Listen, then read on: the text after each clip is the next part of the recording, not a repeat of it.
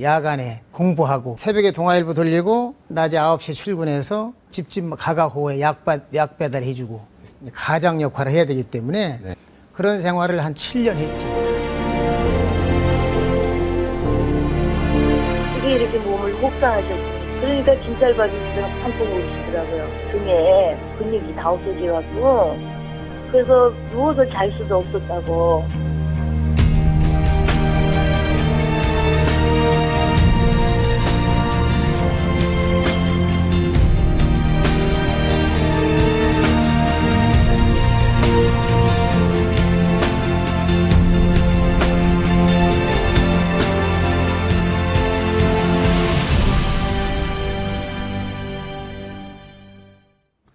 이제 고인이 된 성완종 회장의 주치, 바로 김일성을 치료하기도 했던 김소연 박사입니다. 성완종 회장, 어릴 때부터 계모로부터 학대를 당해서 제대로 누워서 잠을 잘 수도 없었다. 어린 시절 발이 전부 동상이었다. 이런 얘기들 김소연 박사 어렵게 모셨습니다. 자세히 한번 얘기 들어보겠습니다. 정치부 이남 기자 함께 하겠습니다. 어서 오십시오. 성완종 회장의 지금 리스트 논란과는 별도로 또 김소연 박사님께서는 가장 가까이에서 보셨는데 너무 우셔서 오늘 출연도 어려우셨다고 들었습니다. 이 자리를 빌어서 이렇게 고인의 명복을 빌면서 예. 정말 말이 더 할 수가 없네요. 내가 지금 마음이 아니에요. 예. 아니 북한에서 이제 김일성 치료하는 만수무강 연구소 계시다가 한국에 아무 연고도 없이 오셨는데 성완종 회장과는 어떻게 인연이 되셨습니까? 저는 1992년에 비공개 기수를 했습니다. 예. 그리고 이제 정부의 특별 보호를 남보다 좀 오래 받았죠. 그게 말하자면 저한테는 통행 금지 시간이나 같은 시간이었어요. 그러다 이제 그 통행 금지가 끝날 무렵, 그러니까 그때에 이제 어떤 그로부터 시작해서 성완종 회장님을 처음 이제 롯데호텔에서 뵙는 기회가 됐어요. 예. 그때 정말 사심없이 제가 혼자 여자의 몸으로 어제 탈북을 해서 기순했다는 것을 처음 하시고 눈이 둥그레지시면서 무섭지 않았냐고 하면서 지금 뭐 하냐 하는 식으로 얘기할 때 그래서 뭐를 도움을 줬으면 좋겠냐고 첫 마디부터 저에게 그랬어요. 그래서 나는 사심없이 저는 제가 하고 있던 그 학업을 계속 하면서 연구를 계속 장수 연구를 하고 싶습니다. 그런데 저에게는 오피스텔이 없습니다. 그랬더니 그게 다냐고 그랬더니 두마지 않고 요 길은 요 롯데호텔이니까 요 총계 고가도로 제일 끝이 어딘지 아냐고 그래요. 그래서 전 모른다고. 그러니까 그 끝이만 오시면 거기가 이제 답심리라고 있는데 그게 지금 대하 빌딩 그 전에 거기에만 찾아오라고 그랬었어요. 그래서 알았습니다 하고는 아무 말 안 하고 제가 갔는데 그리고 잊어버렸어요. 이렇게 좋아한데 지금까지 살면서 나에게 아무런 뭐가 없이 조건 없이 이렇게 하는 사람은 저는 못 봤거든요. 그때 상황에도 제가 생명을 바꾸는 일에서는 항상 있었지만 이게 없었는데 그래서 잊어버렸는데 한 3일 있다가 전화가 왔어요. 그러니까 직원 총무과장님한테. 그래서 거기로 왜 오라고 찾아오라고. 그래서 그다음에 제가 찾아가서 그때부터 인연이 됐는데 아주 구체적으로 저에게 이제 다 지시를 내려줘 갖고 아무런 조건이 없이 그냥 오피스텔을 제공해 주셨어요. 연구할 수 있는 공간을. 공간을. 이게 성 회장이 이렇게 많이 성 회장께서 도와준 사람들이 많나 보죠? 서산장학재단, 지금 이번에 송 회장 장례도 서산장학재단장으로 지금 치러지는데요. 그 사회 환원 활동으로 1991년부터 이 서산장학재단을 만들어서 25,000명들 학생을 도왔다는 거거든요. 그만큼 베푸는 삶을 살아왔다, 이렇게 말씀을 드릴 수가 있겠습니다. 저도 이제 박사님 말씀 들으면서 궁금한 것이 아무래도 이렇게 무슨 권력자도 아니시고 박사님께서 그런데도 이렇게 조건 없이 도와주신 이유가 뭔지 정말 송 회장. 저도 그거는 상상을 못하는 일이죠. 그래서 저 솔직히 여기 대한민국도 그렇지만 자본주의에 대해서 모르는 사람인데 예. 나쁜 사람만 많다는 거는 많이 들었어요. 예. 자본주의는. 그래서 어쨌든 간에 처음 제가 적응하지도 못했댔고 예. 뭐 정말 그랬는데 저도 의외로 이제 저에게 그래서 뭐 행운이라기보다 나중에 이제 알고 보니까 예. 이분의 성품이 기브앤테이크예요. 먼저 주면은 이제 이렇게 하는 그 성품이라는 먼저 걸 주면 예. 나중에 어떻게든 돌아온다. 예, 그게 이제 성품이더라고요. 그런데 박사님 그런데 성 회장을 스스로 주치의라고 생각하시고 성완종 회장을 치료를 진맥을 진찰을 많이 하셨는데 네. 성완종 회장이 어떤 상태였습니까? 몸 상태가. 처음에는 뭐 저에게 그 마치 이렇게 하면은 대가를 바라는 것 같아서 안 오셨는지도 모르겠고 예. 오랫동안에 걸쳐서 제가 이제 몇몇 뭐 정말 아닌 게 아니라 해장단 뭐 이런 내놓고 하는 진료가 아니고 주치로서 많이 했어요. 예. 이제 그 계열사들 예. 그룹에 이랬는데 그러다 보니까 또 방송에서 제가 김일성 그 장수연구소 출신 주치라는 게 2000년에 떴어요. 제가 매스컴에 예, 탔어요. 예, 예. 그러니까 이제 그렇게 되면서 제가 책을 하나 낸 게 있어요. 죽을 문이 하나면 살문이 아홉이라는 예. 책을 내고 그걸 2000년에 냈는데 그걸 보시더니 마음에 이제 동감대가 형성되시면서 이제 한번 저를 이제 불러서 이제 이렇게 얘기를 나누고 싶다고 예. 차나 한잔 하자고 예. 하셔갖고 이제 차를 마시러 갔는데 저는 항상 사람을 살펴보는데 직업적인 그게 있기 때문에 보다가 회장님 너무 이제 이렇게 그 촉한이라는 게 뭐냐면은 얼어있는 예, 참 냉병이라고도 한기에 예. 너무 있어요. 그래서 제가 이제 말씀 중에 있다가 회장님 어떻게 손발이 이렇게 항상 그렇게 차십니까? 동상을 입으신 적이 있습니까? 깜짝 놀라시고 어떻게 하냐고. 그래서 제가 그다음에 제가 죄송한데 제가 권했어요.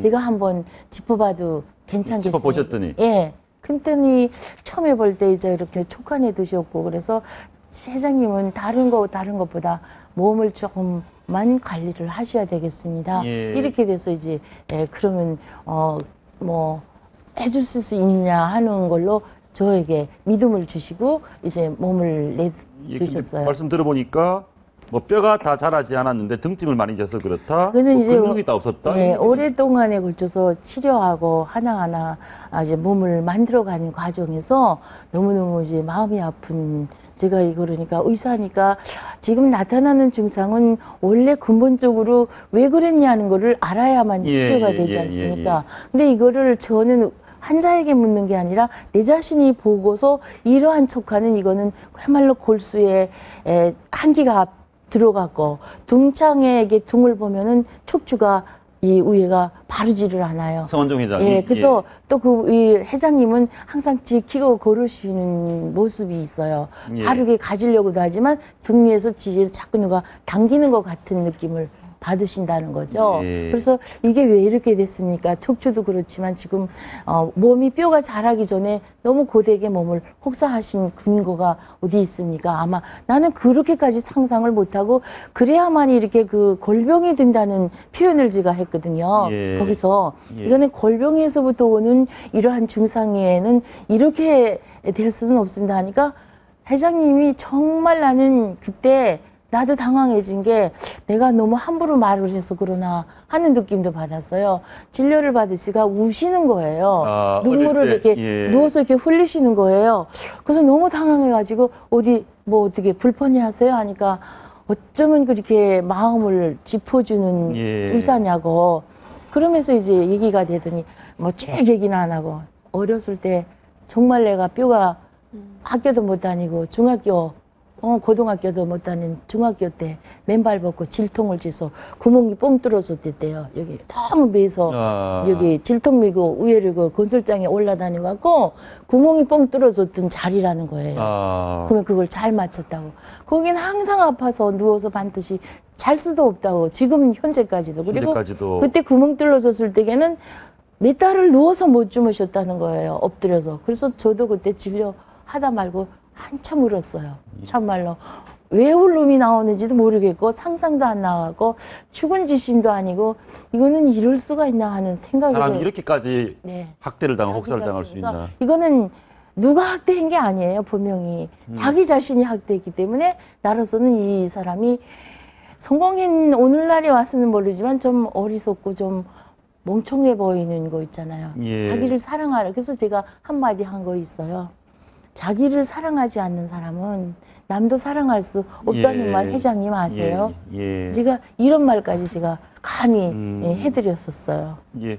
근데 보니까 성 회장께서 어머니를 굉장히 이렇게 공경하고 어머니를 많이 챙기고 했는데 사실 어린 시절에 그 불우했던 그 실제로 그 계모로부터 이렇게 중간되는 막- 이제 예. 그런 말씀은 다 안 하시고요. 예. 그냥 이제 내가 내 히스토리를 조금 얘기를 하면서 내가 이랬어요 울면서 울다가 아유 나 진짜 우리 어머니 돌아가시고 처음 이렇게 눈물 나오네요. 나 진짜 울지를 잘 않아요. 예. 그 정말. 울음에 담겨 있는 어머니에 대한 그리움 같은 지인들 얘기를 저희가 한번 들어봤습니다. 한번 들어보시죠. 자기 어머니는 저 서울 가서 식무 살고 막내 동생은 오삼촌네 집 거기다가 놔두고 자기 아버지는 작은 마누라고 얻어가지고 가족이 다 이렇게 있었지. 예, 이 기자 그림 들어보니까 너무 고생을 많이 했는데 그 초등학생 10살 남짓 할 때부터도 또 계모한테 맞기까지 했다는 얘기가 있더라고요. 그러니까 계모가 들어오는 바람에 어머니와 그다음에 그 성 회장과 동생들이 모두 쫓겨나게 생긴 겁니다. 예. 그런 그 슬픈 얘기들을 지금 8년 전에 낸 자서전인데요. 새벽빛이라는 자서전을 통해서 이렇게 그 자신의 어린 시절 불했던 과거를 밝히기도 했었습니다. 그래서 그 아버지가 어머니한테도 폭력을 휘두르기도 했고 예. 계모에게도 예를 들어서 나무를 해왔는데 나무가 적다는 이유로 성 회장이 나무를 해왔는데 네, 참 나무가 적다 이러면서 많이 맞기도 했고 결국은 그런 것들을 견디지 못해서 동생들과 함께 집을 나와서 결국은 냉병에 걸렸다 이런 얘기도 밖에서 계속 동생들을 데리고 자면서 뭐 신문 배달, 아까 동아일보 배달을 했었다 이런 얘기도 했는데 약 배달, 신문 배달, 그냥 막노동 일, 허드렛 일을 하면서 굉장히 어린 시절부터 고생을 많이 했기 때문에 그런 병들을 얻었다 이런 고백들을 하고 있고요. 결국 어머니는 따로 식무살이로 가서 어머니를 결국 모시고 본인이 7년 동안 돈을 벌어서 어머니를 다시 모시고 고향으로 내려갔다 이런 얘기도 바로 자서전 통해서 아니 털어놓고 근데 있습니다. 이제 나무를 너무 적게 해왔다고 그 계모한테 이 폭행을 당하던 그 시기 나이가 10살 뭐 이렇게 초등학생 아닙니까? 예, 그때 때문에 그때 사정 때문에 몸이 그렇게 안 좋았다. 그때 어렸을 때 뭐 나무하고 뭐 몇 짐이나 했겠어요. 근데 제가 이제 이렇게 골병이 들어왔다 하는 이거는 그 어떤 건설장에 가서 노가다 일을 많이 하셨어요. 예. 길통을 메고 막리를. 예, 그래야 돈을 조금이라도 벌어서 쌀을 사서 죽물이라도 끓여 먹고 불도 하나 못 대는 데 가서 그냥 막 뭐 양말이 어디 있냐고 하면서 발도 동상을 입었길래 예. 제가 많이 이제 그랬더니 양말도 못 신고 사셨다고 그러더라고요. 양말도 못 신고. 예. 우리 성 회장님 그 부인 되시는 분은 어떠신가요? 사이가 좀 좋으셨던 것 네, 같은데. 그 부인은 그야말로 진짜 현모양처셔요. 예. 위에서 그리고 솔직히 말해서 뭐 요새 학벌하다 보면 부인은 인테리시고 국문학 저기 하고 국어 선생님. 고등학교 예. 국어 선생님이 돼서 꼭 육가 원칙이 아니면은 전혀 저기를 안 하시는 분이에요. 제가 예. 대개도 이제 과거 부인 사모님도 만나서 말씀도 이제 나눠보고 하면 정말로 부인은 그 송 회장님이 우뚝 설 수 있게끔 뒷받침해 줄 수 있는 그런 내가 오죽하면 정말 현모양처라고 대놓고도 말씀을 하고 드리니까 회장님만을 건강하게만 해주면 정말 막 한이 없겠다고. 회장님은 예. 전혀 집에서도 가정에서도 몸을 안 돌보시는 거로 아예 찍혔어요. 예. 누구 말도 안 들으니까 꼭 좀 원장님이 좀 어떻게 좀 해달라고 저한테 신신한상 부탁을 하셨던 거예요. 예. 예.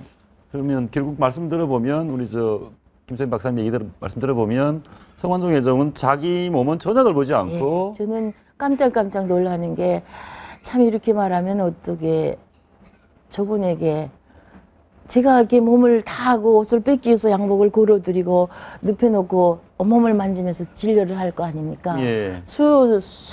어떤 물리적인 걸 안 하고 이제 수작업으로 이렇게 해서 다 진찰을 하고 항상 냉병이 들었으니까 뜸을 항상 떠서 몸을 따뜻하게 예. 해줘야 되는 거예요. 예. 그러다 보는데 참 어느 날 보면은 참 너무 자신에게는 와이사주 하나, 런닝 하나도 어떻게 사있고 어떤 좀 돈이 있고 좀 권력보다 뭐 하면은 명품을 사려고 할 거 예. 아닙니까? 와이사주 하나라도.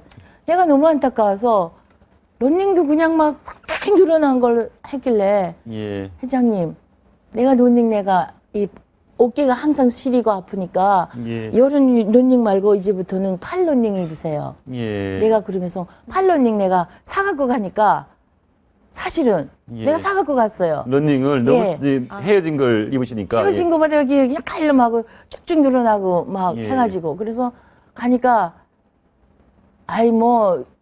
집사람이 입으라고 해도 난 거 좀 내가 바쁘니까 잠잘 때 몰래 나오시느라고 그냥 이렇게 놨는데도 모르고 그냥 입고 나오셨다고 예. 이렇게는 말씀을 하셔. 근데 가니까 웃더니 런닝 벌써 어떻게 알고 우리 집사람하고 통했는지 사놨더라고. 새거 입고 왔다고. 이래서 내가 쑥스러워진 적이 있어요. 러닝 하나도 제대로 챙겨 입지 않는. 그러니까 본인한테는 투자를 안 하는 거예요. 음식도 굉장히 아유, 쌀만 드신다고 같이 그럼요. 드셨던 전혀 음식. 전혀 네. 본인이 어떤 잘 드시고 이렇게 안 하고 오랜만에 만나서 내가 미국 갔다 왔을 때 참 반갑다고 해서 인사드리러 갔는데 오늘 그러면 내가 같이 점심 사주겠어. 난 속으로 말이에요. 그때보다는 좀 달라졌을 줄 알고요. 10년 뒤에는 좀 내가 뭐 잘 먹는 걸 떠나서 근사한 데 갈 줄 알았는데 아니에요. 그 동네에 그저 아구찜이 잘한다고 하면 단골찜이라고 예. 단골집이라고 해서 갔어요. 그래서 아직도 변하지는 않는구나 속으로 생각했죠. 예. 아무래도 송 회장께서 어머니 유운을 받아서 했던 일들이 있습니다. 얘기 한번 들어보시죠. 저는 어머님 영전 앞에 엎드려 굳게 다짐했습니다. 어떤 어려움이 있어도 진실을 꼭 밝혀드려 떳떳한 아들이 되겠다고 어머님의 유훈에 따라 사제 31억 원을 출연해 어렵게 공부하는 어린 학생들의 소중한 꿈과 희망을 키워주겠다는 일념으로 이 사건을 통해 좌절감을 갖지 않을까 통탄스럽고 가슴이 메어집니다. 저는 이 진실을 꼭 밝히겠습니다. 박사님, 지금 거리에서 송 회장과 쭉 치료도 하시고 하셨는데 아까 말씀 들어보니까 너무 바보여서 저렇게 목숨을 끊었다. 너무 영악하지 못해서 어떻게 보셨습니까? 그런 것 같아요. 이제 송 회장님 이제 어떤 데 보면 저는 솔직히 말해서 진료비를 한 번쯤 받은 적은 없어요. 예. 근데 왜 진료비를 줘요 혹시 또 옛날부터 안 받는데 그렇다면 저에게도 그게 바로 장학금이었어요. 예. 제가 계속 공부하는 학생이고 예. 계속 연구에 몸담고 있다니까 나보고 뭐 하겠냐고 하고 진로를 물어보신 적도 있어요. 예. 그래서 제가 이제 공부하게 된 가서 유학하게 된 계기도 아마 많이 여기서부터 충동을 받았거든요. 예. 사람은 배워야 한다고. 예. 그거 못 배우면 그러니까 고학을 하시고 배울 수 있는 요건의 순간이 지나간 데 대해서 상당히 한을 가지고 계세요. 예. 그래서 이거를 장학재단을 해서 정말로 자기는 기브앤테이크라는 이런 말을 잘 쓰시고 계세요. 그래서 제가 못 받았다기보다 안 받는다고 하니까 그럼 내가 어떻게 해서라도 도와줘야지 하고 저에게 연구비로서 예. 이렇게 이제 주시는 게 지금 생각하면 그게 장학금이죠. 그렇습니다. 이번 사건의 원인과 결과 논란과는 무관하게 송 회장께서 비극적 선택을 하시게 된 이유는 가까이 지근거리 있었던 우리 주치의에 가까운 분으로서 어떻게 보셨습니까? 그러니까 이제 기업인으로서는 돈을 많이 버는 게 기업인의 의무라고 생각하세요. 어떻게든데 그 어떤 뭐 윤리를 떠나고 이런 법행위 이런 거를 저는 모르겠습니다만 송 회장님은 자꾸 퍼주는데 뭐죠? 이렇게 주는데 예. 이런 데 인심 쓴다고 쌀떡에서 인심 쓴다는 예. 이 말을 항상 갖고 계세요. 옛날에 주고 싶어도 못 주던 시기를 생각을 해서 자꾸 주면 쌀떡에서 인심 나는 거 아니야? 이런 말을 내가 몇 번 들은 적이 예. 있어요. 그러니까 분명히 안 주고도 줬단 말은 안 하실 것 같고 예. 또 자기 혼자의 어떤 명예와 자기의 어떤 사리 사욕을 채우신 분은 아니라고 저는 분명히 생각합니다. 예. 그분에게 저는 청진기를 수없이 대고 청진기는 심장 소리만 되는 게 아니에요. 예. 그 사람의 모든 이거를 들어야 해요. 그래서 이게 바로 심리학을 바탕으로 해서 사람의 근본을 들을 수 있는 게 바로 청진기의 제1단계입니다. 알겠습니다. 오늘 너무 마음이 많이 아프실 텐데 오늘 출연해 주셔서 고맙습니다. 말씀 감사합니다. 어젯밤 서울 삼성병원에 임시 암치됐던 서완종 경남기 회장의 시신은 오늘 오전 충남 서산의료원으로 옮겨져서 빈소가 차려졌습니다. 조문객들도 빈소로 모여들고 있다는데요. 현장 취재 기자 연결합니다. 강병규 기자, 빈소 상황 좀 전해주십시오. 네, 이곳 서산의료원에는 성 회장의 빈소가 마련되어 있습니다. 지금까지 300여 명의 조문객들이 빈소를 다녀왔고 조화가 줄지어 늘어서 있습니다. 성 회장의 시신은 오늘 아침 9시쯤 이곳 서산의료원에 도착했는데요. 성 회장의 아내는 수건으로 얼굴을 감싼 채 울음을 터뜨렸고 며느리가 시어머니를 두 팔로 감싸 부축하는 모습을 보였습니다. 시신이 안치되는 모습을 지켜보던 성 회장의 지인은 성 회장이 지역사회를 위해 선행을 많이 했는데 표적 수사의 희생양이 돼 안타깝다고 말했습니다. 한편 오늘 논란이 됐던 성 회장의 주머니에서 발견된 메모지에 대해 경남기업 측이 장례식장에서 입장을 밝혔는데요. 경남기업 측은 메모지에 적힌 내용을 알지도 못했다고 밝혔습니다. 성 회장의 장례는 5일장으로 치르기로 했고 발인은 다음 주 월요일인 13일입니다. 장례는 서산 장학재단장으로 치러집니다.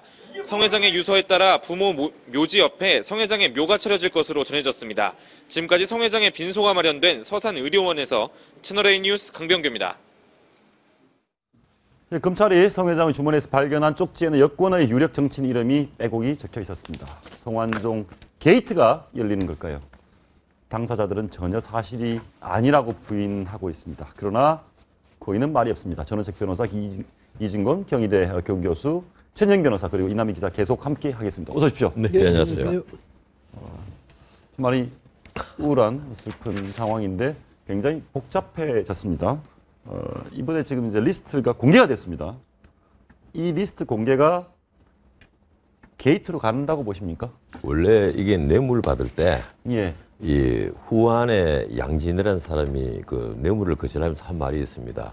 천지지지 아지자지. 예, 하늘이 알고 땅이 알고, 예. 내가 알고 당신이 아는데 내가 이거 못 받는다. 예. 이 뇌물을 받으면 그 기트만이라는 사상가 그런 얘기를 했어요. 그때부터는 노예가 된다는 겁니다. 이번에 거론된 8분이 뇌물을 받았는지 안 받았는지, 그것이 또 뇌물인지 정치자금인지 예. 뭔지는 모르겠습니다만 아마 이 게이트로 비하하는 것은 확실하고요. 예. 게이트를 통과하기가 굉장히 힘이 이제 들 겁니다. 힘이 들 거다. 마지막 순간에 이 리스트의 진위 여부에는 별도로 마지막에 이 메모를 남긴 이유는 어떻게 보십니까? 그래서 거기에 대해서 전 변호사님이 옛날 말씀을 하셨으니까 저도 옛날 이야기를 말하자면 새는 말이죠. 장자 죽으려 할 때 그 울음소리가 슬프고 사람은 죽으려 할 때 그 말이 선하다 이랬거든. 근데 죽을 때 되면 되게 양심적으로 뭐든지 또 사람을 되게 그런 인상을 갖지 않습니까? 그런데 이제 또 이런 그 정반대된 때가 있어요. 이를테면 남이 장군이 억울하게 모함을 쓰고 유자광이한테 모함을 쓰고 죽음에 임했을 때 누구하고 같이 역모를 했냐 이랬더니 저기 영의정 강순이하고 같이 했어요 이러거든. 그 나중에 강순이가 너 왜 나를 물고 들어갔냐 이랬더니 당신 말이지 영의정에 있으면서 내가 무고한 걸 뻔히 알면서도 너는 한마디도 안 했잖냐. 그걸 같이 죽자 이랬는데 그래서 이분이 정말 생각할 때 저 모모한 분들이 뻔히 나를 잘 알면서 단 한마디도 어떻게 그동안 내가 정말 깍듯이 대했는데 어떻게 한마디도 나한테 대해서 변명을 안 해주냐 해서 그랬을 수가 있고 또 하나는 정말로 자기가 그동안에 그 돈을 바쳤기 때문에 그랬을 수도 있고 그렇겠죠. 근데 어쨌든 이제 죽음에 임해서 정말 억울할 것 아니겠습니까? 그리고 자기가 스스로 만약에 결백하다 사업가로서 또 정치인으로서 자기가 결백하다고 적어도 자기 예. 기준에서는 그렇게 생각했다면 너무나 억울하니까 이렇게 또 그런 걸 남기지 않았을까 이런 생각이 드네요. 그럼 당사자의 이미 고인이 되신 당사자 얘기를 한번 들어보시고 얘기 나눠보시겠습니다. 예. 녹취된 목소리가 준비가 아직 안 된 것 같은데요. 제가 지금 김종필 전 총리 반응도 좀 예. 궁금했었어요. 예. 왜냐하면은 그 성 회장을 정치권으로 이렇게 또 발탁해서 같이 그 몸담기도 했었기 때문인데 오늘 김종필 전 총리 부인 박여공 여사의 49제이기도 했습니다.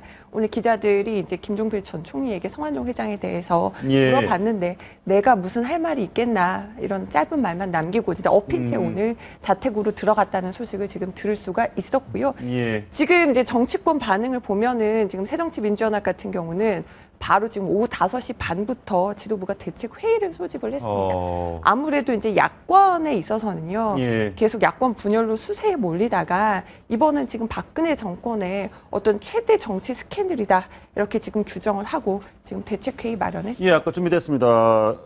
성 회장께서 마지막으로 한 얘기 한번 들어보시겠습니다. 우리 김기춘 실장이 대한민국의 제일 깨끗한 사람으로 돼 있잖아요. 그 양반도 2006년 9월 달에 2000 몇 년이요? 2006년 9월 9월 달에 벨기에하고 독일하고 가셨잖아요. VIP 모시고. 예. 그때도 제가 갈 때 이 양반 그때 야인으로 놀고 계셨죠. 예. 그 양반이 이제 모시고 가게 돼서 예. 그 양반한테 한 10만 불 내가 달러로 바꿔서 그 롯데 호텔 그 힐스클럽에서 내가 전달해 드렸고 뭐 수행 비서도 따라왔습니다만 결과적으로 이게 서로 신뢰관계에서 이게 오는 일이잖아요. 서로 돕자 하는 이런 의미에서. 예, 지금 이 얘기에 사실 진위를 좀 따져봐야 되는데 그건 잠시 후에 따지고요. 그건 먼저 이거 하나 짚어보겠습니다. 지금 경향신문 기자와 성 회장이 자살하기 전에 통화한 게 50분이라고 나와 있습니다. 이번에 공개된 게 3분 50초입니다. 네, 그렇습니다. 실질적으로 그것이 판도라의 상자일 수도 있고 사실 알고 봤더니만 헛방일 수도 있는데요. 사실 그 상당히 어떤 전략적으로 이 그 3분 50초만 잘라서 이렇게 냈다는 그런 인상이 일단 짙습니다. 아시다시피 지금 어떻게 보면 나는 MB맨이 아니고 오히려 박근혜 정부의 그 친한 사람이다라는데 왜 나를 정치적으로 탄압을 하느냐라고 억울해하면서 지목했던 사람이 다른 사람도 아니고 박근혜 정부의 1대 2대 청와대 비서실장이었다는 점에서 상당히 어떠면 정치적이고 전략적인데 과연 이 그 50분 중에 3분 50초를 제외한 나머지에 어떤 일이 얘기가 나올지는 지금 제가 봤을 때는 어떤 국민을 위한 차원에서 최대한 빨리 공개하는 것이 맞다 생각을 하고 실제로 제가 봤을 때는 뭐 두 분은 고사를 말씀드렸습니다만 저는 법률가로서 법적인 얘기를 하고 싶은데요. 직접 본인이 진술하는 것이 아니고 녹음 내용은 이른바 전문 증거라고 합니다. 근데 전문 증거는 증거가 아니다라고 하는데 한마디로 hearsay evidence is no evidence라고 하는데 예외적으로 말씀하신 대로 사망하기 직전의 진술이라든가 아니면 사건이 있은 직후에 있던 진술 같은 경우에는 상당히 신빙성이 있고 여러 가지 요건이 된다고 하면 그 자체로 증거가 될 수는 있습니다. 그렇지만 그 자체만 가지고 판도라의 상자가 완전히 열 수는 없는 게 객관적이고 다른 보강 증거가 필요합니다. 결국 그것이 어떤 식으로 더 추가적인 증거가 나오는지에 따라서 이것이 큰 게이트가 갈 수도 있고 이 자체로서 사건이 끝나버릴 수도 있기 때문에 그 수사기관이나 어떤 언론의 추가적인 대응이 필요하다. 그런데 이제 아무튼 그 50분간 통화한 녹취 내용이 있는데 3분 50초면 공개됐습니다. 그러면 저는 문맥도 알아야 될 것 같고요. 이 내용에 대해서 지금 추가 폭로 나옵니까? 지금 50분 중에 3분 50초를 공개를 한 것이 왜 문제가 되는가 하면 이 성완종 회장이 사실은 그 무일푼으로 시작해서 자수성가를 한 사람이에요. 학력도 초등학교 중퇴밖에 되지 않고 우리나라에서 전에 수없이 뇌물 사건이 터지고 한 사건들을 쭉 보면 이 무일푼에서 시작해서 자수성가한 사람들은 대부분 그 돈을 여기저기 막 쓰면서 그 돈을 잘 적지는 않지만은 반드시 지부책이 있고 신부채. 따로 그것을 정확히 아는 가족이라도 있게 마련입니다. 근데 문제는 이 50분 중에요. 3분 50초가 왜 문제가 되는가 하면 이 3분 50초 안에 소위 지금 이 현 정권의 가장 핵심 세력들과 박근혜 정부의 현 정권에 또 힘을 쓸 수 있는 사람들 이름은 다 들어가 있습니다. 현직 총리 바로 부패와의 전쟁을 선언했던 이완구 총리 이름이 들어가 있지 않습니까? 그리고 현직 대통령 비서실장 이름이 들어가 있거든요. 그런데 성완종 씨가 지금 친박이냐 친이냐 이런 얘기가 계속 언론에 나오는데 사실은 제가 보기로는요. 이분은 친박도 친이도 친노도 아니에요. 친권력자, 친권력이에요. 항상 그래왔고 노무현 정권 때 2번이나 사면복권을 받았거든요. 그 사면복권 받은 첫 번째 사건은 김종필 전 총재가 그 운영하던 자민련이라는 정당에 돈을 16억을 줬기 때문에 그것이 정치자금법 위반으로 그 구속이 됐다가 집행유예 선고를 받고 확정이 됐는데 노무현 정권이 사면복권을 했단 말이에요. 그 뒤에 또 다른 사면복권이 있고 그리고 경남기업을 인수를 했습니다. 그러면 당시에 권력과 친하지 않았겠느냐. 반드시 친했을 겁니다. 그런데 왜 이분이 옛날 권력에는 전혀 얘기를 하지 않느냐. 그 권력은 받은 만큼 아마 100% 줬을 거예요. 누군가가 받고 누군가가 100% 줬다고 저는 생각해요. 뭐 그분들 다 부인할지 모르겠습니다만 근데 현 권력은 뭔가 반대 급부가 없었고 섭섭했다는 거죠. 내가 이렇게 박근혜 대통령 당선을 위해서 몸과 마음을 다 바쳤는데 왜 나에게 이렇게 핍박이 돌아오고 경남기업을 이렇게 죽여버리느냐. 사실은 나 역시 컨소시엄에 가담해갖고 다른 기업 다 하는 대로 해서 다른 기업이 다 받는 돈 받고 그리고 그에 따라서 해당되는 일만 했는데 왜 나를 이렇게 죽이느냐.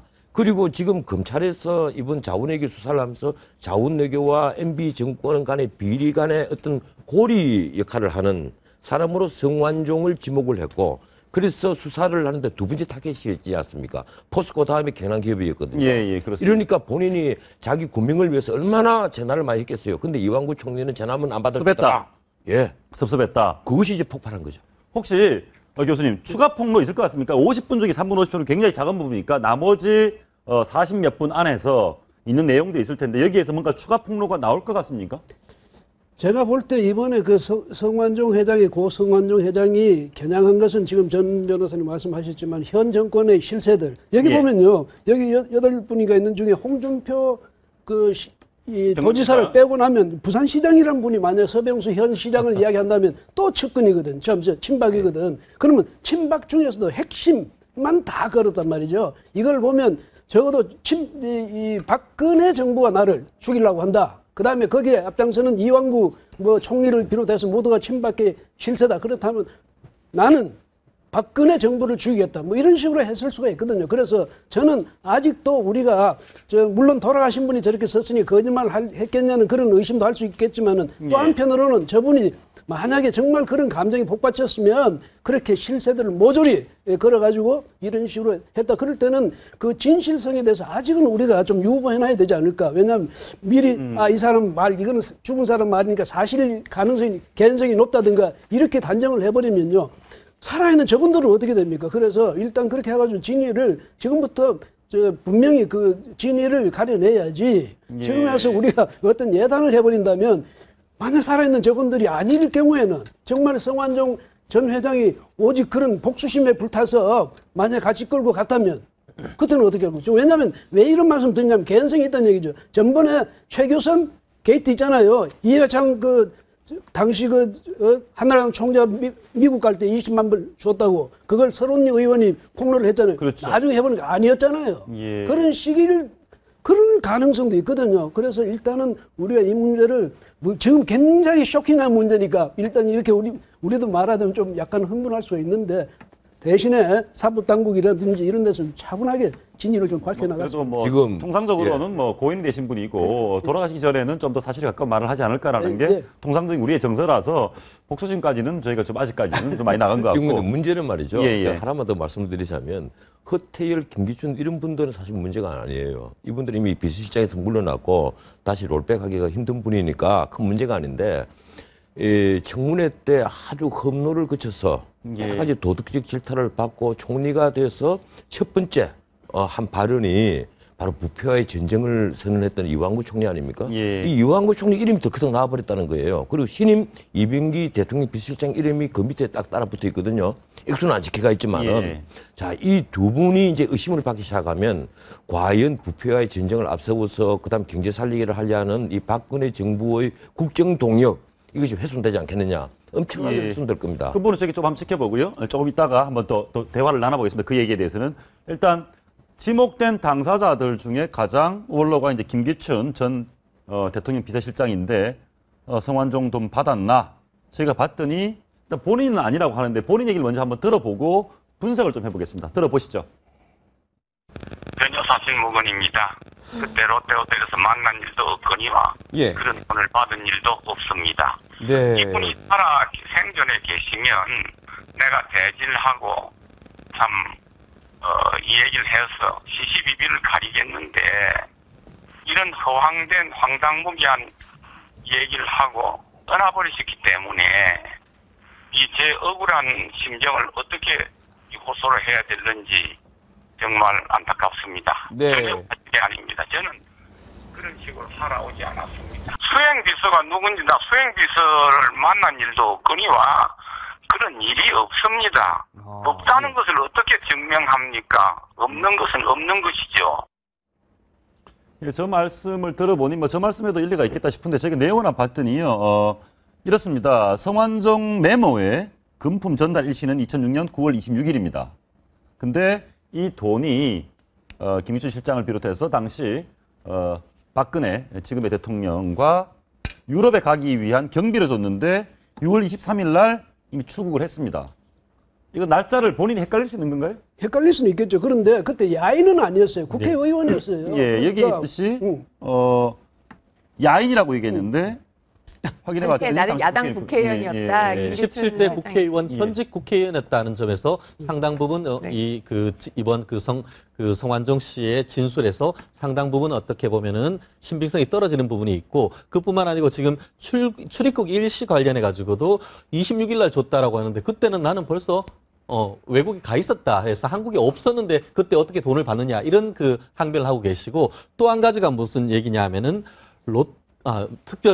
어떤 그 헬스클럽에서 만났다라고 하는데 거기는 이제 사람들이 상당히 많은 곳 아닙니까? 그런데 거기에서 공개적으로 그와 같이 많은 돈. 실제로 제가 꼭 말씀드리고 싶은 거는 우리나라 요즘 5만 원권이 언제 나온지 아십니까?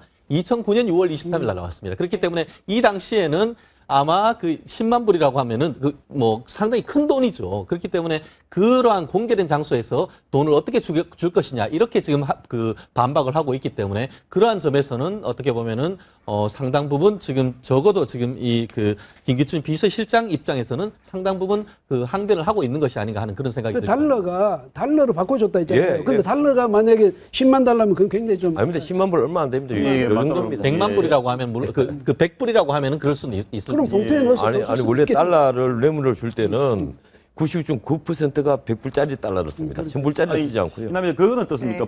지금 얘기들 설명 들어보면 거기에 수행비서 못 들어간다. 네, 그렇습니다. 그러니까 그 모 호텔의 헬스클럽에서 10만 달러를 건넸다라는 게 성 회장의 이제 기억에 의한 진술인데 그 김기춘 전 실장의 경우는 그 헬스클럽의 회원인 건 맞지만 수행비서가 한 번도 따라온 적은 없다 이렇게 설명을 하고 있기 때문에 일단 정황 면에서 지금 여러 가지가 충돌을 하고 있습니다. 지금 네 분이 말씀하신 말씀 그리고 이 메모의 의미 이 부분에 대해서 사실 이 이병기 비서실장과 성완종과의 통화에서 가장 잘 볼 수 있는 것 같습니다. 지금 이렇게 얘기했거든요.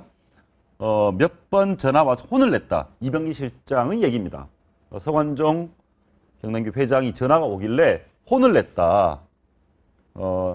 왜 혼을 냈겠습니까?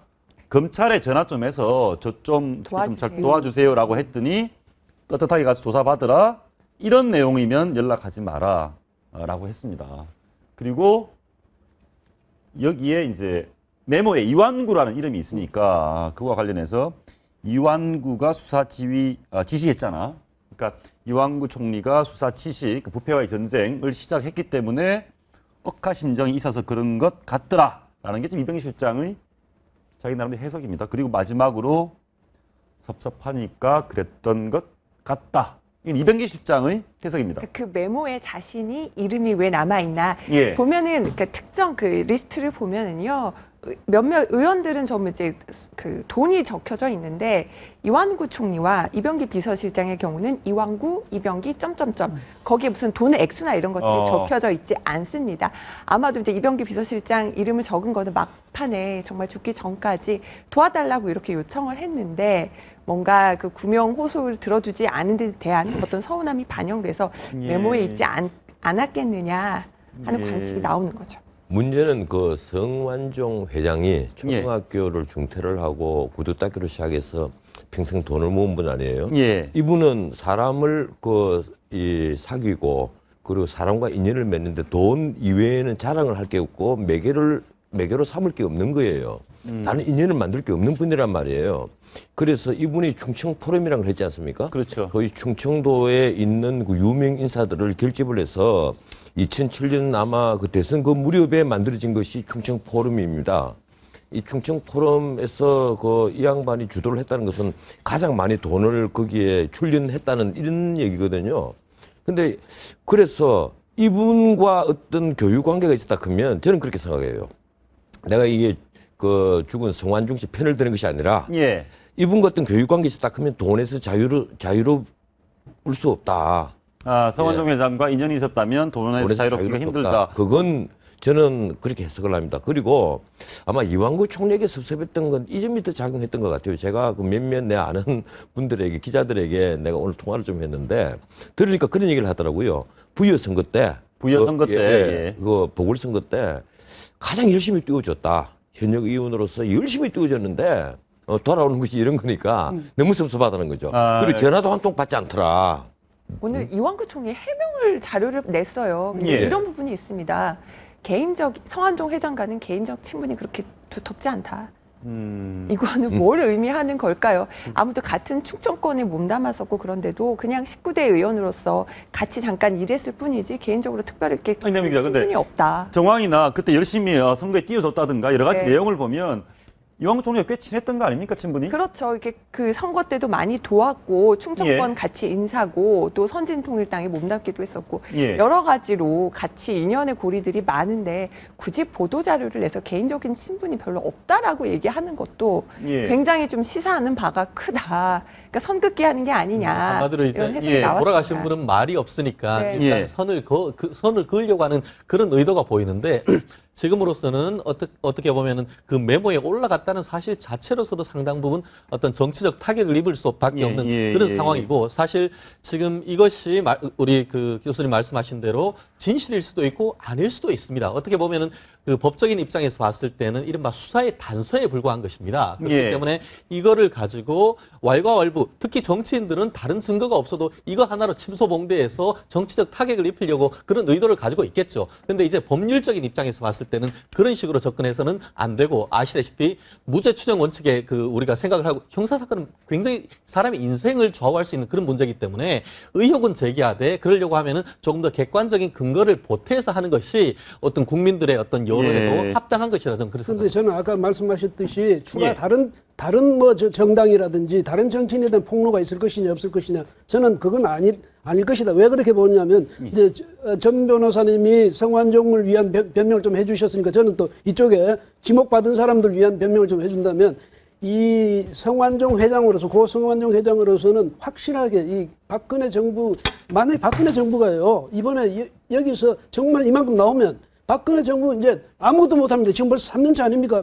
뭐 사정이고 뭐 아무것도 못하고 국민적 불신 속에 지금 물러앉는 수밖에 없는 그런 상황이 됐거든요. 그렇다면 성완종 당시 회장으로서는 마지막 죽기로 이미 결심한 것 아닙니까? 결심했을 때 나는 도저히 이 억울함을 난 못 참겠다. 나만 이렇게 죽을 수 있느냐? 그 다음에 특히 이완구 총리라도 이런 이완구 총리는 제가 생각할 때도 충청 포럼이나 뭐 이런 데서 많이 만났을 거예요. 충청 포럼 소속이 아니라고 오늘 아니건 말건 왜냐하면 성완종 회장이라는 분은 40년 동안을 조참 모임을 가졌다는 분 아닙니까? 그 정도로 많은 인맥을 형성하고 있었던 분인데 이 충청에서 기린하로 나타난 이완구 지금 총리 당시에도 이미 지사할 때 이때도 이미 그렇지 않습니까? 정치권에서 굉장히 유망주인데 그런 분하고 안 친했겠어요. 그런 건 맞는데 다만 그분들한테 이 사람이 정말 돈을 우리가 줬다고, 이완구 총리는 아니지만 다른 분들한테도 그 박근혜 정부의 실력자한테 내가 돈을 줬다고 지금 말하는데 그 사실은 우리가 지금 유보하자는 거죠, 판단을. 예. 왜냐면 그렇게 해야 판단이 돼. 지금 만약에 받았을 개연성이 있다 이렇게 해버리면 그러면 저분이 말하듯이 정말 의도했든 안 했든 박근혜 정부에 대한 제대로 된 복수가 되는 거죠. 예, 그래서 그 점은 우리가 좀 좀 조심해서 접근하는 게 누출된 이번에 성완종 리스트 돈을 받았다고 적혀 있는 메모지와 관련해서 경남기업 측에서 의견을 내놨습니다. 입장을 한번 들어보겠습니다. 경남기업 전 홍보 상무입니다. 들어보시죠. 그러니까 큰아들이 유족을 대표해서 이제 인수인계를 받으러 갔을 거 아닙니까? 당연히 달라. 처음에는 뭐 수사가 이렇게 진행이 됐어요. 수사라는 게 이제 뭐 범죄 수사가 아니라 이렇게 서로 확인하는 절차죠. 쭉 절차를 하더니만 갑자기 중단이 되는 거예요. 갑자기. 그래서 뭐 검사가 한 명 오고 또 검사가 한 명 오고 그때 이제 저희들은 저거 꼭 받아야겠다는 생각이 더 들었던 거죠. 전혀 몰랐던 거죠. 그 부분에 대해서. 그래서 변호사를 통해서도 공식적으로 달라고 요청을 했었습니다. 그러면 그 메모의 내용 자체를 유족분이라든지 회사 관계자는 전혀 보신 분이 없어요? 전혀 못 봤습니다. 메모라도 크기라든가 뭐 분량 이런 그런 것도 못 봤습니다. 예, 메모지 한 장이다, 메모지다 이런 정도 말았죠. 내용을 맡겨도 사실은 모를 수도 있는 거네요. 저희들이 사실은 좀 걱정했던 부분은 그 부분이에요. 뭐 의도했든 의도하지 않았든 그 부분에 대해서. 조금 전에 이완구 총리와 성완종 회장의 친분, 교수님 그 부분은 본인들이 아니라고 하고 확인은 안 되니까 아니, 그러니까 단정 지을 수는 없는 얘기입니다. 아는 사이는 아는 사이인데 예. 아주 친하냐 조금 그냥 덜 친하냐 이 차이인데 뭐 그분이 덜 친한 사이라고 그러니까 우리도 덜 친한 사이다. 지금 그 성 회장이 죽고 나서 아까 방금 우리 최 변호사 말씀하신 대로 좀 더 성급히 하고 있지 않습니까? 예. 나는 모른다, 가깝지 않다, 만난 적 없다, 뭐 그럴 정도로 대화를 한 적도 없다 이런 식으로 얘기를 하거든요. 어떻게 하든 간에 예. 지금 첫 번째 타격은 청와대입니다. 예. 두 번째 타격은 검찰이고 세 번째 타격은 새누리당이에요. 예. 첫 번째 지금 청와대로서는 이 사정의 전국을 일정하게 끌어가서 군기를 잡으면서 이제 뭐 경제 활성화를 한번 해보려고 국정 3년차에 막 시작을 하는 통에 첫 단추를 지금 깨고 있는데 자문외교 수사를 한다 이랬는데 지금 분위기가 이상해졌잖아요. 친박의 핵심들 이름이 줄줄이 나와버리는데 누가 누굴 부패 수사를 하느냐. 당장 국민들 시선이 이렇게 차가워지거든요. 예. 그리고 검찰이 지금 참 곤란하게 됐어요. 예. 뭔가 잠깐만 수사를 하다가 예. 당사자가 자살을 해버렸단 말이에요. 과거 노무현 대통령이 자살했을 때처럼 그때랑 그러면 그거 수사를 완전히 덮고 할 정도로 이 어떤 극국적인 인물도 아니니까 수사도 지금 덮지도 못하게 생겼어요. 그러면 지금 이제 자원외교 수사를 할 때 당장 또 표적 수사 말이 또 나오게 생겼습니다. 그러니까 수사도 좌초를 하는 데다가 새누리당은 참 입장 곤란하게 됐죠. 지금 새정치민주연합과 새누리당이 뭐 제가 보기에는 서로 지금 그 헛발질하는 경쟁을 하고 있는 단계인데 엎치는데 덮치는 격으로 이런 사건이 생겨버렸으니까 지금 제가 보기로는 지지도가 또 폭 나가지 않겠느냐 이런 생각을 합니다. 좀 전에 하던 메모지 관련해서 네, 맞습니다. 그거에 대해서 말씀드리고 싶은데 아니 근데 지금 유족 측에서 성 회장의 마지막 메모를 달라고 했는데 안 주더라. 검찰이 가지고 왔다. 네네, 맞습니다. 왜 그렇습니까? 그거는 지금 좀 전에 아까 홍보 담당 그 상무가 그 인터뷰를 하는데 뭔가 좀 착각을 하고 계시는 것 같습니다. 이게 변사체가 발견됐다고 하면 제일 먼저 하는 것이 이것이 진정한 자살이냐 아니면은 자살을 가정한 다른 살인 사건이 있을 수 있냐 그것이 문제가 되고 또 지금 이미 지금 그 서울중앙지검 특수부에서 이와 같은 사건을 조사하고 있었기 때문에 그 사건에 대한 수사의 단서로 유력한 단서가 나왔기 때문에 이것을 검사들이 반환해 줄 이유가 없는 것이죠. 환부 요청을 한다고 하지만 그것을 이른바 임의제출 형식으로 해서 가지고 오거나 만약에 그게 임의제출을 안 한다고 하면은 법원의 압수수색 절차를 거쳐서 범죄 수사의 단서이기 때문에 압수수색 해놓고 그걸 가지고 수사를 해야 되는 것이지 그거를 본인들이 요청을 한다고 해서 변호사가 설령 요청한다고 해서 반환해 주지 않는다는 것을 제가 말씀드리고 싶은데요. 실제로 이제 말씀드렸듯이 이제 이른바 수사의 단서로서 나오는 것이고 아마 지금 그걸 가지고 지금 가족들한테 예컨대 이제 본인이 작성했던 컴퓨터라든가 아니면 관련되는 물건에 대한 이미 제출을 요청을 하고 있을 상태라고 저는 생각을 합니다. 그래서 아니면은 이분이 어떤 그런 극단적인 선택을 하면서 관련되는 자료를 믿을 만한 어떤 그 변호사 내지는 언론기관에 보냈을 가능성도 전 배제하지 못한다. 저는 그렇게 생각을 합니다. 지금 아마 메모 돌려달라는 것은 아닐 거고요. 메모 내용을 좀 알려달라는 것이었을 겁니다. 그리고 이 검찰이 아마 정밀 압수수색을 아마 해야 될 겁니다. 이 이름들이 쭉 나온 이상은 경남기업과 그리고 그 돌아가신 성완종 회장 그리고 그 친인식들 전부 다 필요한 경우에도 그 왜 그런가 하면 동생들 성일종 교수도 일정 부분 그 기업 운영에 개입을 했고 활동에 그 보조 역할을 했다는 것 아닙니까? 그리고 아내도 또 별다른 기업을 갖고 있고요.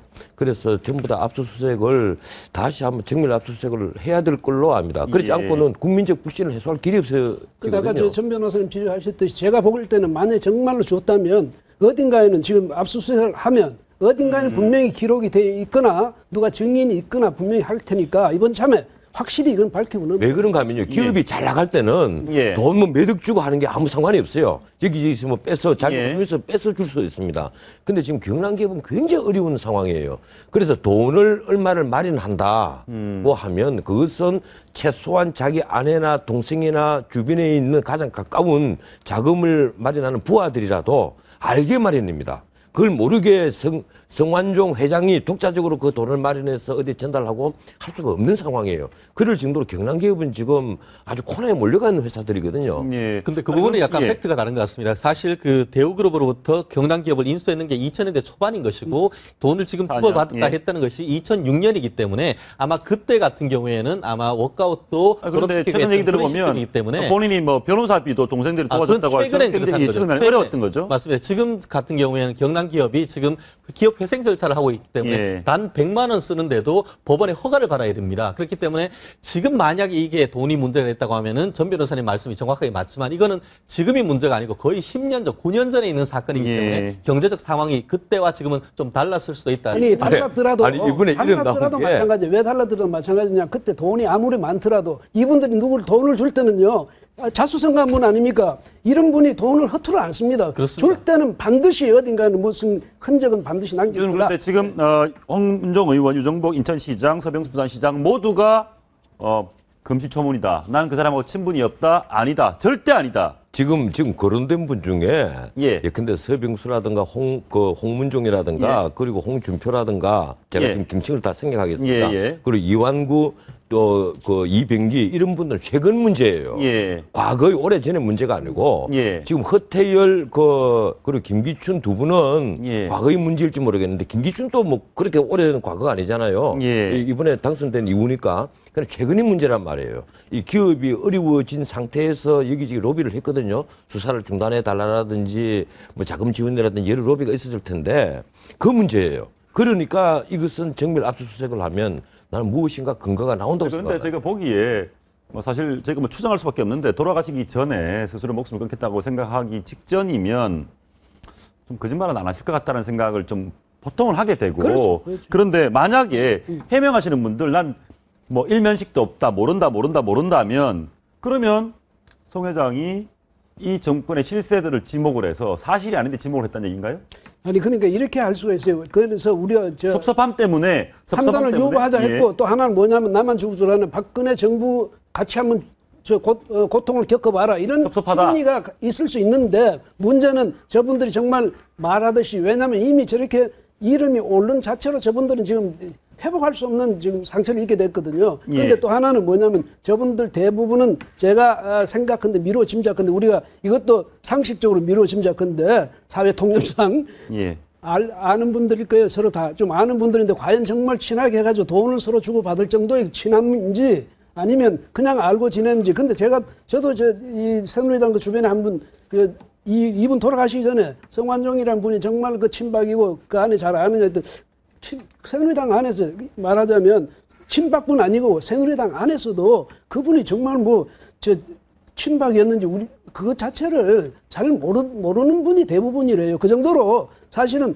이렇게 개인 대 개인으로 해가지고 주고받았을 수는 있지만 그 새누리당 전체 안에서 이분이 어떤 무슨 적극적인 그런 역할을 했다든지 그건 없는 것 같아요. 다음 얘기는 검찰 쪽이 굉장히 난감한 상황에 처해 있다고 했는데 검찰 얘기를 넘어오겠습니다. 향후 검찰 수사가 가능할지 그리고 아까 말씀하셨는데 송 회장이 남긴 메모를 유족들이 보고 싶다고 했는데 보여주지 않았다. 물론 이제 뭐 검찰 입장에서는 수사를 해야 되니까 그런데 혹시 내용이 제대로 전달 못할 이유가 있었나 이런 의심도 좀 있거든요. 사실 이 문제 같은 경우에는 법률적인 의미가 두 가지입니다. 하나는 이른바 불법 정치자금으로서 정치자금법 위반이냐, 그리고 또 이것이 또 어떤 그 직무와 관련된 대가로서의 뇌물이냐, 이 문제가 되는데요. 2006년 같은 경우에는 만약에 그것이 불법 정치자금이라고 했다고 하면은 예전 그 정치자금법에 의할 때는 이게 공소시효가 아마 제가 알기로는 한 5년 정도 되는 걸로 알고 있는데 지금 9년이 지났기 때문에 특검이건 뭐 무슨 검찰이건 수사를 하려고 해도 형식적으로 벌써 대상 자체가 아니기 때문에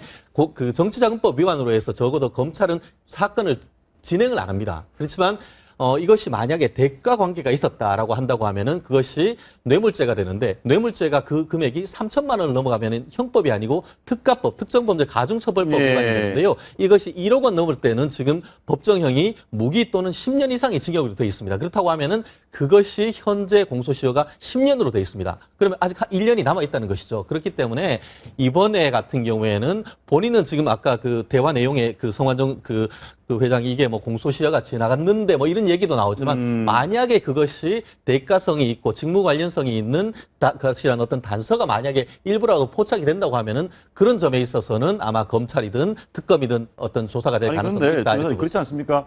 언제 준지도 모르겠고 이름만 있으면 어디서 준지도 모르겠고 뭐 빌려준 건지 친해서 준 건지 그 뭐 대가 정도 모르겠고 아무것도 없는데 수사를 할 수 있습니까? 지금 그 검찰이 답답한 것은 바로 그 받은 사람들이 일제히 부인을 하고 나오고 거기에 따른 어떤 특별한 그 단서라든가 증거가 발견되지 않으면 이 강제 수사를 하기가 굉장히 어렵게 되어 있거든요. 그런데 문제는 그렇습니다. 이게 방금 정치자금이냐 아니면 뇌물수수냐 이런 얘기를 하는데 노무현 대통령이 당선되고 나서 이 대통령 선거 비용을 수사를 할 때, 이른바 차떼기 사건을 수사를 할 때 그때 우리 법원 검찰이 제대로 하나를 만들어냈어요. 포괄적 뇌물수수. 그러니까 직무와 직접적인 상관이 없더라도 전체적으로 봐서 직무와 상관이 있고 근데 우리 앞으로 경영기업을 잘 봐주세요. 라든지 우리 대학은서를 그 좀 잘 봐가지고 좀 큰 거 좀 잡아먹게 하고 나를 돈 좀 더 벌게 해주세요 하면서 돈을 갖다 바쳤다면 그건 이제 포괄적 뇌물수수가 되는 거죠. 나를 좀 잘 봐서 앞으로 공천에 공직 것들을 하도록 뭐 인맥을 태우는 것도 어떤 의미에서는 포괄적 뇌물수수가 될 겁니다. 국회의원 공천을 받기 위해서 여기저기 돈을 뿌리는 게 다 포괄적 뇌물수수가 되거든요. 그러면 이제 특가법 대상이 될 수가 있는데 문제는 방금 말씀하신 대로 단서예요. 수사의 단서가 있어야 되는데 과연 이 메모만으로 수사 단서가 될 수 있느냐 하는 것은 검찰로서는 굉장히 어려운 판단인데 문제는 국민 감정입니다. 국민들이 여론이 그렇지 않다는 거예요. 이미 죽은 사람은 말이 없지만은 얼마나 억울했으면 저렇게 이름을 다 쓰고 죽었겠느냐. 저놈들은 반드시 다 돈을 먹었다. 이렇게 생각을 하는 것이 국민 심리라는 거예요. 사실 억울한 분은 너무 억울하겠죠, 이제. 성완종보다 더 억울하겠죠. 그래서 이 부분을 어떻게 해야 되느냐. 정말 대략 나간다. 메모에 대해서 이야기를 제가 메모 성격에 대해서. 이 메모는 제가 생각한데 이것을 별도로 증거로 남겨놓기 위해서 메모한 게 아니라 경향신문이라고 그랬죠? 아까 거기하고 통화하기 위한 자료로서 자기가 메모를 해간 게 아닌가. 그걸 보고, 왜냐하면 그 이야기할 때 기억 그걸 하기 위해서. 그래서 그렇다면 이완구 또 누구? 이병기 또는 돈하고는 다른 문제를 가지고 이야기했을 수도 있거든.